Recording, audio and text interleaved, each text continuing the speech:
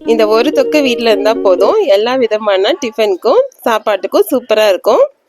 Welcome to தேச்சி வீலா. தக்காளி சீப்பாக கிடைக்கிற இந்த சீசனில் இதை ரெடி பண்ணி எடுத்து வச்சுக்கிட்டா 3 மாதம் ஆனாலும் கெட்டு போகாது.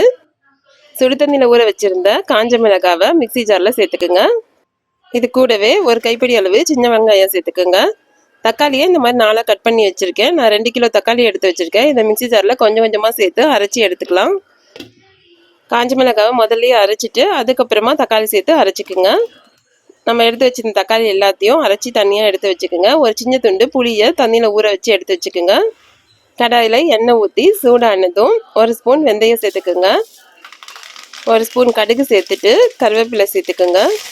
எல்லாம் பொரிஞ்சு வந்ததும் 2 பூண்டை நல்லா தட்டி எடுத்துட்டு எண்ணெயில் சேர்த்துக்குங்க.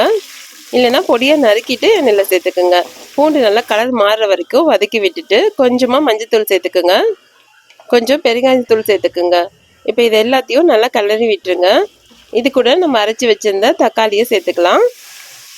தக்காளி ஊற்றும் போது அடுப்பை ஸ்லோவாக வச்சுட்டு சேர்த்துக்குங்க, இல்லைன்னா மேலே தெரிச்சு வரும். ஊறுகாய்க்கு தேவையான அளவுக்கு கல்லுப்பு சேர்த்துக்குங்க. எல்லாத்தையும் ஒன்றா கலந்து விட்டுருங்க. அதுக்கப்புறம் மூடி வச்சுட்டு நல்லா சுண்டுற வரைக்கும் கிளறிட்டே இருக்கணும். ஊற வச்சிருந்த புளியை திக்காக கரைச்சிட்டு இதில் சேர்த்துக்குங்க. புளி சேர்த்திங்கன்னா ரொம்ப நாளைக்கு கெட்டு போகாமல் இருக்கும். தக்காளி நல்லா சுண்டணும், அதனால் மூடி வச்சுட்டு அடிக்கடி கிளறி மட்டும் விட்டுருங்க, அடி பிடிக்காமல் இருக்கும். தக்காளி நல்லா சுண்டி வந்ததும் நல்லெண்ணெய் சேர்த்துக்குங்க. 100 ml சேர்த்துக்குங்க. நம்ம இப்போவே சாப்பிட்ற மாதிரி இருந்தால் இந்த அளவுக்கு இருந்தால் போதும். இதுவே நம்ம ஒரு 2 மாதம் வச்சு சாப்பிட்ற மாதிரி இருந்திங்கன்னா நல்லா திக்காகணும். எண்ணெய்லாம் தனியாக வர அளவுக்கு சுண்டணும். இந்த அளவுக்கு திக்காக வந்ததும் அடுப்பு ஆஃப் பண்ணிவிடுங்க. நீங்கள் ஒரு 1 வீக் வெளியே வச்சுருந்தாலும் கெட்டு போகாது.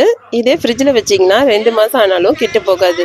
நீங்கள் இதை யூஸ் பண்ணும்போது ஈரம் இல்லாத கரண்டியாக போட்டு எடுத்துக்கோங்க.